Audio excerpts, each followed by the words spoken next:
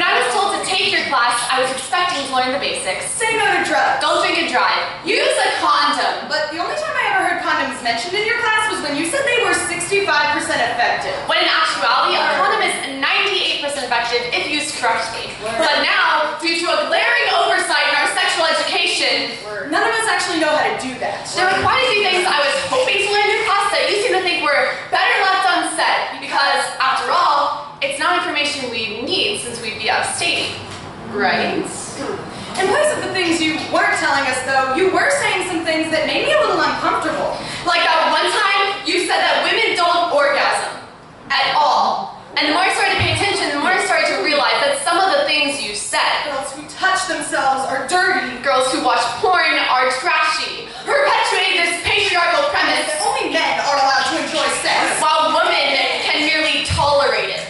But our bodies are not yours to turn into battlegrounds. We have scars cut deep enough into us already. Without your ideas of who we need to be, Carving plastic dolls out of us. And Coach Jay, considering the fact that you've been wearing the same sweatpants all week long, I think you have more things to worry about than whether or not girls masturbate.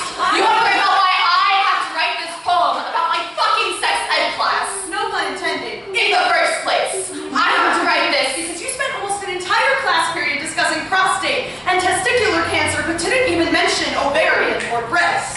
I have to write this because you don't seem to understand that even though 50% of rape may involve alcohol, 100% involves one person raping another. Literally ask what they were wearing. So don't you dare stand there. Trying to disguise your misogyny as concern. If you were truly concerned about the girls in this class, You would educate them. you would empower them. You would encourage them to explore the endless marvel that is their body. If you were concerned, for God's sake, you would teach them how to use contraceptives. But to do that, You would have to acknowledge women as their own sentient beings. To do that, you have to recognize women as people with sexual desires of their own with the power to take care of themselves. Make decisions for themselves, The but power to protect themselves, and that terrifies you. it terrifies you because you know deep down women are not your own personal sexual, religious, or political propaganda. Women are not afraid to unleash their voices into the sky, howling